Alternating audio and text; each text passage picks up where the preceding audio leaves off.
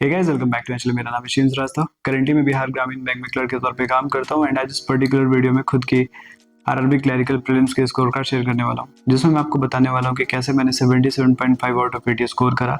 और अगर मैंने करा तो आप भी कर सकते हो। मेरी जो इस एग्जामिनेशन को लेकर के पर्सनल एक्सपीरियंसेस हैं, जो मैंने छोटे मोटे चेंजेस करे थे अपने मार्क्स में जिससे मेरा मार्क्स इंप्रूव हुआ था, वो सारी चीज़ें डिटेल में बताने वाला हूँ। ठीक है, अगर आप अपने मार्क्स को इंप्रूव करने में स्ट्रगल कर रहे हो एंड आपको इस एग्जामिनेशन की डर सता रही है तो this video is for you. Okay, तो स्टार्टिंग से एंड तक वीडियो को जरूर देखना और चैनल पे नहीं हो तो सब्सक्राइब कर लेना। ठीक है, तो चलो बिना कोई टाइम वेस्ट किए वीडियो स्टार्ट करते हैं।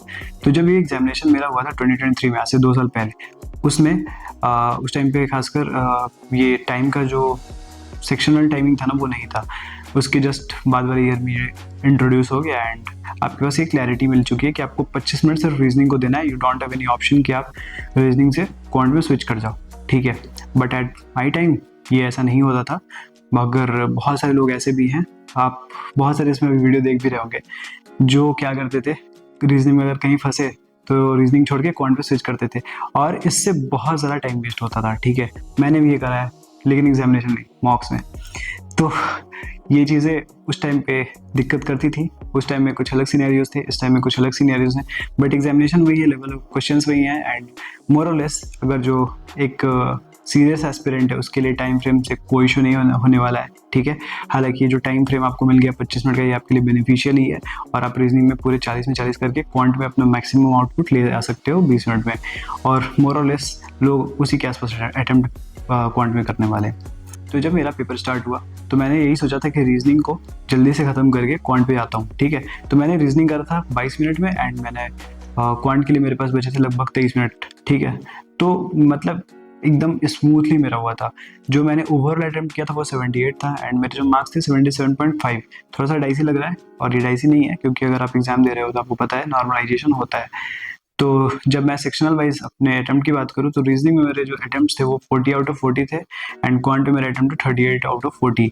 और ऐसा नहीं कि मैं क्वांट में 2 क्वेश्चन के लिए मेरे पास टाइम नहीं बचा था, वो 2 क्वेश्चन करने के लिए भी मेरे पास 3 मिनट का टाइम बचा था। मैं 42 मिनट्स में अपने पेपर में 78 अटेम्प्ट कर चुका था, बट वो 2 क्वेश्चन के मैंने टॉपिक पढ़े नहीं थे तो मैंने ऐसे ही छोड़ दिया। मैं बस चलो के लेट गया आराम से, 3 मिनट मैंने ऐसे काटा एग्जामिनेशन में।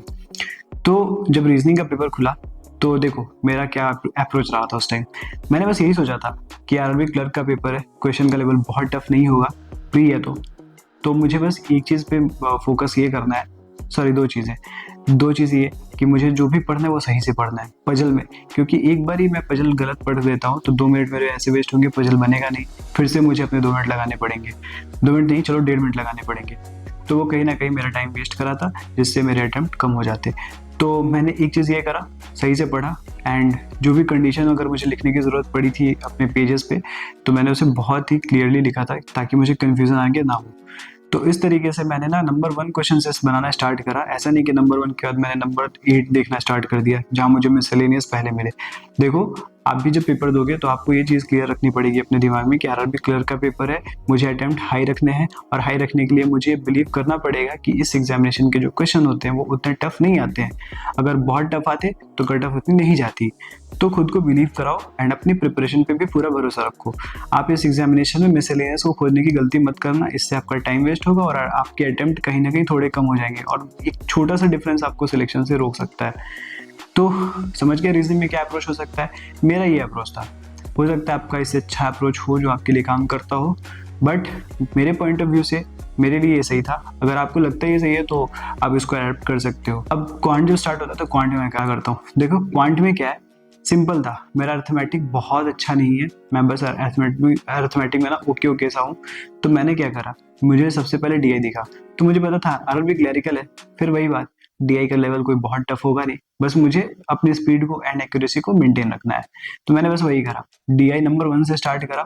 उसके बाद मुझे बीच में अर्थमेटिक के टॉपिक्स मिले, तो अर्थमेटिक्स में भी मेरे अर्थमेटिक में ना कुछ मेरे फेवरेट टॉपिक्स हैं, लाइक जो कॉमन होते हैं, जो बहुत बेसिक होते हैं। एवरेज, परसेंटेज रेशियो तो सबका फेवरेट होता है, हाँ, लेकिन उसके अलावा boat stream, time speed distance मेरा फेवरेट टॉपिक है।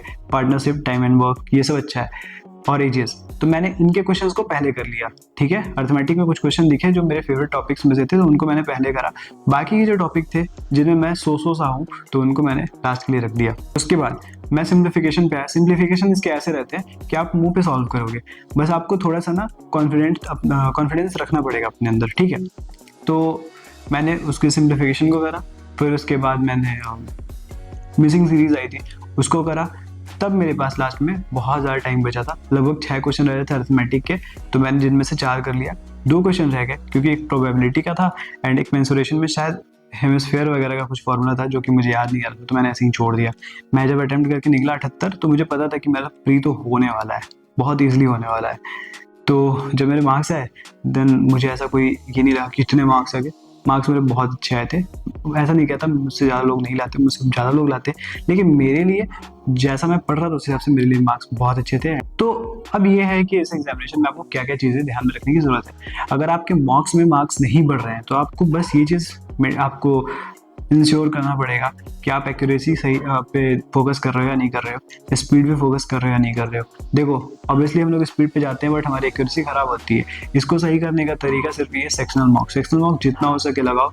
कॉन्फिडेंट रहो खुद, है ना, कि आप सही कर रहे हो। कॉन्फिडेंस नहीं रहेगा आपके अंदर, आप इस एग्जामिनेशन को क्लियर नहीं कर पाओगे। सबसे बड़ा चीज़ ये है कि आप अपने इस दिमाग को ना समझा लो कि आप कर सकते हो and you will definitely clear the examination and grab this opportunity.